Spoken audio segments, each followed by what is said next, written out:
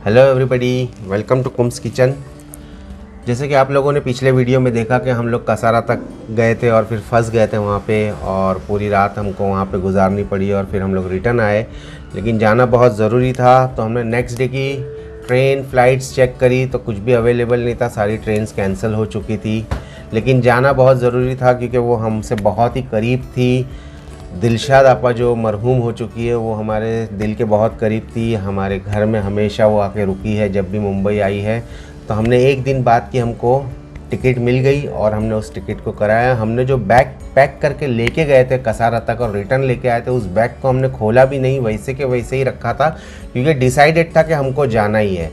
तो हमको टिकट मिल गई ट्रेन की। हम फिर से एक दिन बाद नागपुर के लिए निकल गए। आप लोगों को बता दूं कि ये जो दिलशाद आपा जो मरहूम है, इनका घर जो है वो नागपुर से 3 घंटे का रास्ता और है, यानी नागपुर स्टेशन से बाय रोड हमको जाना पड़ता है 3 घंटा। और उनके गांव का नाम है बरहमपुरी या ब्रह्मपुरी भी बोलते हैं उसको। तो वहाँ इनका घर है। हमने हमारा सफ़र शुरू किया है मुंबई से। उबर हमने बुलाई है और उबर में बैठ के हम लोग निकल पड़े हैं स्टेशन की ओर। और माइंड अपसेट है, इसलिए कुछ भी मैं आपको बताऊंगा नहीं कि क्या है आसपास। और हम पूरे रास्ते, मैं और मेरी वाइफ सिर्फ चुपचाप बैठे हुए थे गाड़ी के अंदर। हम दोनों का एक दूसरे से बात करने का दिल भी नहीं हो रहा था। बस यही चाह रहे थे कि जल्द से जल्द हम लोग पहुंच जाए और जल्द से जल्द हम लोग उनके घर वालों से मिले और उनका दुख बांटे। तो कुछ भी मैं और मेरी वाइफ बात भी नहीं कर रहे थे, कुछ भी नहीं, बस चुपचाप बैठे थे और जा रहे थे। हमको टाइम का भी कुछ पता नहीं, और जितना हमको ऐसा लग रहा था कि जल्दी पहुंच जाए, उतने ही देरी होते जा रही थी। और जितना हम चाह रहे थे कि हम जल्द से जल्द पहुंच जाए, ऐसा लगता था कि टाइम गुजर ही नहीं रहा है, जैसे तैसे टाइम जा रहा है। ऐसा लगता था टाइम बहुत स्लो जा रहा है, क्योंकि हमारा दिल चाह रहा था कि हम जल्द से जल्द उन तक पहुँच जाए।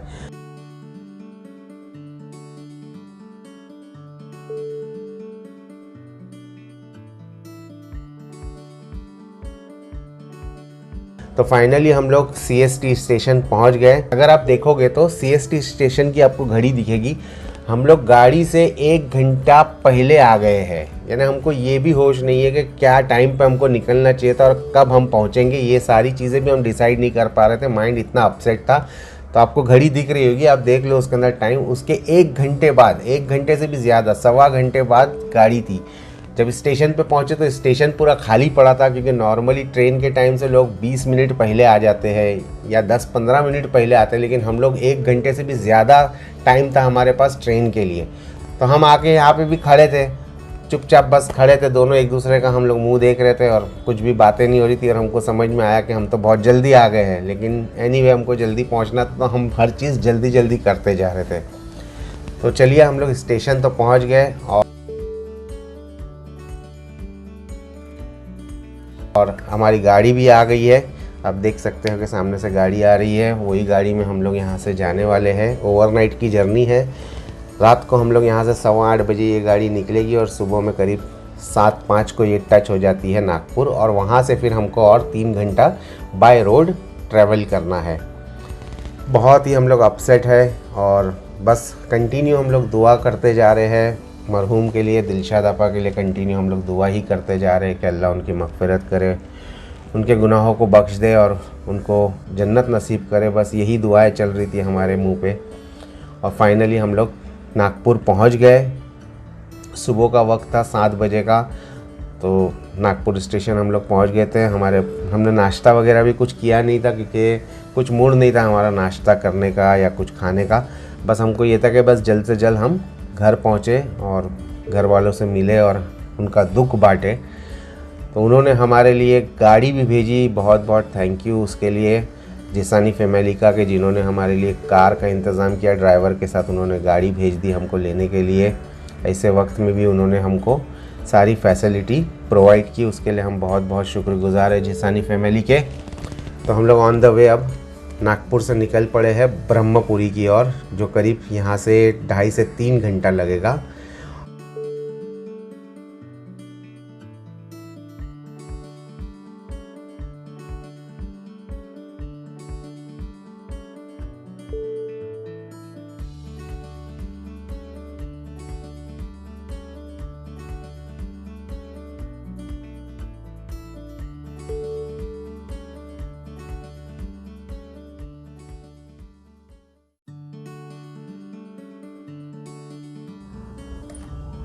सो फाइनली हम लोग वहाँ पहुँच गए जहाँ इनका घर है, यही गली के एंड में है उनका घर है दिलशाद आपा का। और जैसे जैसे घर नज़दीक आता जा रहा था हम लोग भी और टेंस भी होते जा रहे थे, हम लोग और नर्वस होते जा रहे थे और उदासी हम पे छा रही थी। जैसे ही हमारी गाड़ी उनके घर के पास रुकी, उनकी बेटी ने हमको देख लिया और वो भाग के आई और डायरेक्ट मेरी वाइफ से लपेट के चीख चीख के रोने लगी। हमने घर के अंदर का कोई भी सीन नहीं लिया है क्योंकि माहौल ऐसा नहीं था कि हम वहाँ शूट कर सके। हम जैसे ही घर के अंदर गए तो मेरी फूफी यानी मेरी फुईमा जो है जिनकी बेटी गुज़र गई, वो मुझे देख के और मेरी वाइफ को देख के हम दोनों को लपेट के एकदम चीख चीख कर रोने लगी। इतना चीख हो गई पूरे घर में। माहौल ऐसा हो गया था कि बस हम लोग सबको संभालने में ही लगे थे। उनके हस्बैंड भी रो रहे थे, उनके बच्चे रोने लगे हमको देख के, क्योंकि हमारी उनके साथ इतने अच्छे रिलेशंस थे। जब भी वो मुंबई आती थी हमारे घर में ही रुकती थी, मेरी वाइफ के साथ मेरे साथ मस्ती मजाक होती थी। और हर बार जब हम लोग जाते थे इनके घर पे उनको इन्फॉर्म करते थे कि हम आ रहे हैं, तो दिलशाद आपा हमेशा हमारे गेट पे इंतज़ार करते रहती थी। यानी सबसे पहला अगर कोई इंसान हमें वेलकम करता था घर के अंदर तो वो थी दिलशाद आपा, लेकिन आज वो नहीं रही। फाइनली हम लोग दूसरे दिन कब्रिस्तान गए, हमको कब्रिस्तान लेके गए वो लोग। तो कब्रिस्तान की तरफ हम लोग आ चुके हैं यहाँ पे, और ये वहाँ का कब्रिस्तान है। बहुत ही अच्छा कब्रिस्तान है, काफ़ी हरियाली भी है और हरियाली देख के हमको बहुत खुशी होती है। लेकिन एक घर की हरियाली कौन होती है? एक घर की हरियाली एक माँ होती है, एक बीवी होती है, एक बहन होती है। आज वो चले गई है घर को सूना करके वो चले गई है। दिलशाद आपा रहते थे घर में तो बहुत ही माहौल अच्छा लगता था, हंसी मजाक होती थी, हम भी उनके साथ बहुत मजाक मस्ती किया करते थे। आज वो चले गई है, हम लोग उनकी कब्र पे आए हुए हैं। यहाँ पे नीचे राइट हैंड साइड पे जो कॉर्नर पे आपको फ़ोटो दिख रहा है वो दिलशाद आपा का ही फ़ोटो है, मरहुमा का फ़ोटो है। और ये उनकी कब्र है जहाँ पे हम लोग जा रहे हैं। ये इनका छोटा बेटा है और वहाँ जो एक बूढ़ी औरत बैठी है वो उसकी माँ है। यानी एक बूढ़ी माँ के सामने उसकी बच्ची का गुजर जाना आप समझ सकते हो कितनी बड़ी मुसीबत की बात है। संभल ही नहीं पा रही थी, कंटिन्यू रो रही थी। ये इनकी बेटी है खुशबू, वो भी बहुत रो रही थी। हम लोग उनके कब्र पे गए, हमने फातिया वगैरह पढ़ा और जब हम फातिया पढ़ रहे थे तो अचानक में उनकी बेटी फिर से रोने लग गई और उनकी मम्मी भी रोने लग गए, यानी मेरी फूफी भी फिर से रोने लग गए। और फूफी बार बार रोती है, उसके कपड़े देख के रोती है, उसका बिस्तर देख के रोती है। यानी बेटी थी तो बेटी की याद तो कंटिन्यू आएगी उनको, लेकिन हम खुदा से दुआ करते हैं कि अल्लाह उनको सब्र अता करे और दिलशाद आपा को जन्नत नसीब करे। और जितने भी व्यूअर्स हैं उन सब से भी गुजारिश है कि आप सब लोग भी मरहुमा के लिए दुआ कीजिए। ये जो आदमी जो आपको दिख रहा है सामने जो पानी डाल रहा है, ये दिलशाद आपा के हस्बैंड है। इनकी इतनी अच्छी बनती थी और ये एक दूसरे के बिना रह भी नहीं पाते थे। जब एक बार दिलशाद आपा हज पे जा रही थी तो ये छोड़ने आए थे और हम भी गए थे इनके साथ एयरपोर्ट पे। तो जब दिलशाद आपा एयरपोर्ट के अंदर गई तो ये इंसान रोने लगा था। नहीं सोच सकते आप कितनी मोहब्बत करता था ये दिलशाद आपा से, और आज वो दिलशाद आपा हमेशा के लिए इसको छोड़ के चले गई। तो आज इसके दिल पे क्या बीत रही होगी। बेटी भी रो रही है, माँ भी रो रही है, शौहर बच्चे सब के सब रो रहे हैं और सबको छोड़ के दिलशाद आपा चले गई है। लेकिन ये सब मसलियत इलाही है, इसके ऊपर हमारा कंट्रोल नहीं होता है।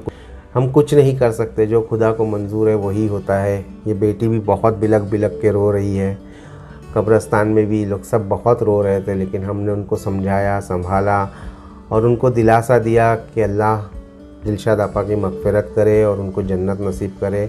और आप लोगों से भी गुजारिश है कि आप सब लोग भी दुआ कीजिए, इस बूढ़ी माँ के लिए दुआ कीजिए जिसने अपने सामने अपनी बेटी को खो दिया है। इसके लिए बहुत बहुत दुआ कीजिए कि अल्लाह इनको सब्र अता करे, इनको सेहत व तंदुरुस्ती अता करे। दिलशाद आपा जब गुज़रे तो ऐसे नहीं कि सिर्फ जानने वाले रो रहे थे, ऐसे लोग थे जो गैर लोग भी रो रहे थे। एक जगह पे जब हम लोग गए तो वहाँ पे पता चला, उन्होंने बताया कि दूध वाला जो होता है, दूध देने जो घर में आता है, वो बहुत रो रहा था। तो उन्होंने उनसे पूछा कि भाई तुम क्यों रो रहे हो?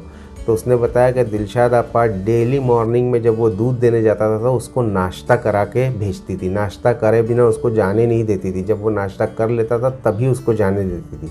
और बहुत ही नेक औरत थी, गरीबों को खाना खिलाना। इस कब्रिस्तान में बहुत सारे पेड़ उन्होंने लगाए। हर फ्राइडे को वो ये कब्रिस्तान में आती थी फातिया देने के लिए। कोई आए ना आए लेकिन ये बराबर आती थी। जानवरों को खाना खिलाना, बिल्ली को डेली दूध पिलाना, है ना। बहुत ही नरम दिल की थी, बहुत ही सॉफ्ट हार्टेड लेडी थी और हम लोग आज तक उसकी कोई बुराई नहीं जानते, ना हम कोई इसके ऐब जानते। हमने कभी किसी के मुंह से भी उसकी बुराई नहीं सुनी है। इतनी नेक लेडी थी ये। बस हम यही दुआ करते हैं कि खुदा उनके गुनाह ने कबीरा सगीरा को माफ़ करे, उनको जन्नत नसीब करे, उनको आला दर्जा अता करे और उनके बच्चों को, उनकी मम्मी को और तमाम घर वालों को खुदावंद करीम सब्र अता करे।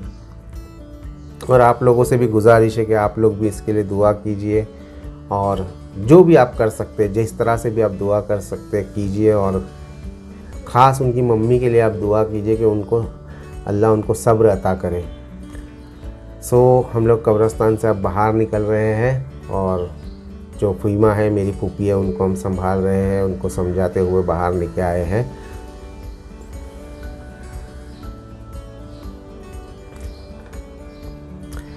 ये उनका घर है जो स्टार्टिंग में हमने नहीं दिखाया था क्योंकि माहौल ऐसा नहीं था कि दिखाया जाए। और हम लोग का भी अब निकलने का टाइम हो गया है, हम लोग भी रिटर्न जा रहे हैं। तो फुईमा रोने लगे हमारे फिर से, तो उनको मेरी वाइफ उनके साथ थोड़ा मस्ती मजाक करी और बाहर तक लेके आई उनको कहा कि मुझे बाय बाय करे, टाटा करे। इस तरह से वो चाह रही थी कि हम लोग रुके, लेकिन जाना ज़रूरी था हमको भी। तो हम लोग भी निकल रहे थे। ये मैं, मेरी फूफी और मेरी वाइफ है, हम लोग सब साथ में हैं और बस हम लोग यहाँ से निकल रहे हैं। और बहुत रो रहे थे फूफी मेरे, लेकिन बस दुआ यही है कि खुदा तमाम घर वालों को सब्र अता करे और दिलशाद आपा को भी अल्लाह जन्नत नसीब करे। तो चलिए हम लोग भी हमारे घर की तरफ निकल पड़े हैं अभी ना। ब्रह्मपुरी से अब हम लोग नागपुर जाएंगे और नागपुर से हम लोग की ट्रेन है और हम लोग मुंबई पहुंच जाएंगे। बस हम खुदावंद करीम से यही दुआ करते कि सारे घर वालों को अल्लाह सब्र अता करे और दिलशाद आपा के गुनाह ने कबीरा सगीरा को माफ़ करे, उनको अल्लाह जन्नत नसीब करे और उनके बच्चों को भी सब्र अता करे। और हम लोग बाय रोड नागपुर जा रहे हैं और नागपुर से हमारी रात की ट्रेन है और हम लोग हमारे घर लौट रहे हैं।